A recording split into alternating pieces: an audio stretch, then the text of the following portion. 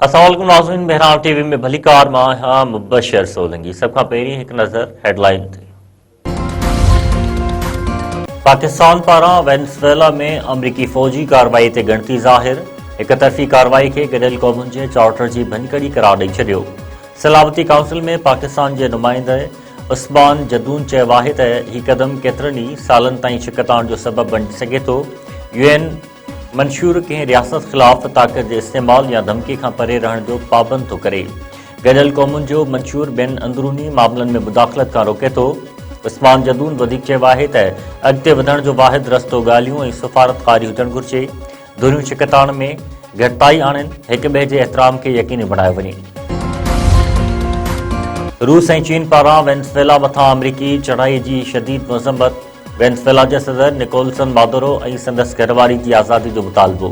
सलामती काउंसिल में ख़िताब कंदे रूसी नुमाइंदे चयो त क्रॉक्स में अमरीकी अगराई जो को बि जवाज़ न आहे। अमरीका खे उहा इजाज़त न हुअणु घुरिजे त हू पाण खे मुनसफ़ करार ॾिए।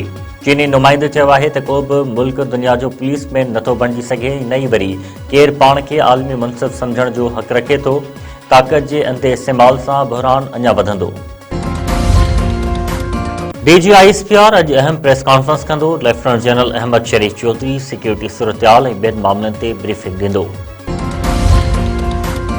मुल्क जे उत्तरियन इलाइक़नि ऐं बलूचिस्तान में थधि में इज़ाफ़ो। ज़ियारत में पारो -9 डिग्री सेंटीग्रेड ताईं पहुची वियो। कोयटा में पारो घटि में घटि -4 degree centigrade record. KPK Punjab Sindh जा उत्तरियां इलाइक़ा शदीद कोहीड़े जे लपेट में। पेशावर एयरपोर्ट ते उॾामूं अॼु बि मुअत्तल। मुख़्तलिफ़ मोटरवेज़ ट्रैफ़िक लाइ बंदि। वज़ीर आज़म जे सलाहकार ऐं नवाज़ लीग अॻवान राणा सनावला चयो आहे त वज़ीर आज़म इस्टेब्लिशमेंट ऐं पंहिंजे अॻवाननि खे एतमाद में वठी ॻाल्हियुनि जी आच कई। अपोज़िशन पहिरियां 5 फ़रवरी ते फ़ीता रोक हड़ताल करे वठे पोइ ॻाल्हियूं करे। राणा सनावला वधीक चयो आहे त असांखे अंदाज़ो आहे त बानी PTI ॻाल्हियूं नथो चाहे। बानी PTI खे रियासत सां टकराए जी पॉलिसी सां नुक़सानु थींदो।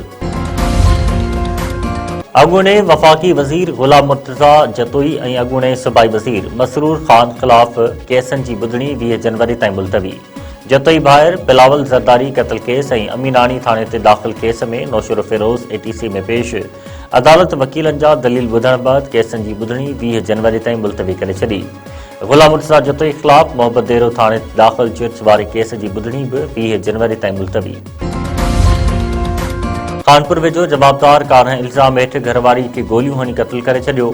नापरकोट थाणे जी हद नारी साहिबा मुड़ुस खां बेदर्दी सां क़त्ल। लाश खानपुर इस्पताल आंदो वियो। पोस्टमार्टम बैदि बासनि हवाले। जवाबदार फरार। पुलिस जो चवणु आहे त जवाबदार अतुर जतोई कारहं जे इल्ज़ाम हेठि पंहिंजी घरवारी खे पिस्टल जा फायर करे क़त्ल कयो आहे। नवाबशाह भरिसां कमर सां भरियल ट्रैक्टर ट्राली कल्टी, 2 वाटड़ू दॿिजी फ़ौत। सागर रोड ते हादसो। फ़ौजियुनि जी सुञाणप 60 मैल वासी परवेज़ बिरोही ऐं शाहिद बिरोही तौर थी। लाश PMC इस्पताल आंदा विया। ज़रूरी कार्रवाई बैदि मढ़ वारसनि हवाले। रोड़ी में नए साल जे जश्न दौरान आतिशबाज़ी में सड़ी ज़ख़्मी थियल 2 नौजवान फ़ौत। सखर वासी नवीद मेमण ऐं ज़ीशान बंदाणी कराची जे इस्पताल में इलाज दौरान दम ॾिनो। चंदू दरिया जे लेंसटाउन पुल ते नए साल जे जश्न दौरान 2 नौजवान सड़ी ज़ख़्मी थिया हुआ। नंगर पाकर वेझो शिकारनि 5 हरण मारे छॾिया। ॻोठाणनि जो धरणो। ॻोठ सिंबत, मामचीरो ऐं तेजमाल में नायाब नस्ल जहणनि जो गैर क़ानूनी शिकार। ॻोठाणनि खे झंग मां ज़ख़्मी हालत में हथ आयल हिरण मरी वियो। नायाब जानवरनि जे शिकार ख़िलाफ़ रवासी रोडनि ते निकिरी आया। इस्लामकोट रोड ते धरणो, ट्रैफ़िक मुअत्तल। ॻोठाणनि जो चवणु आहे त शिकारी बिना कंहिं रोक टोक जे नायाब जानवरनि ऐं पखियुनि जो शिकार कंदा रहनि था। जंगली जीवत खातो शिकारियुनि सां मिलियल ऐं अगूर निंड में पियल आहे। नोटिस वठी कार्रवाई कई वञे।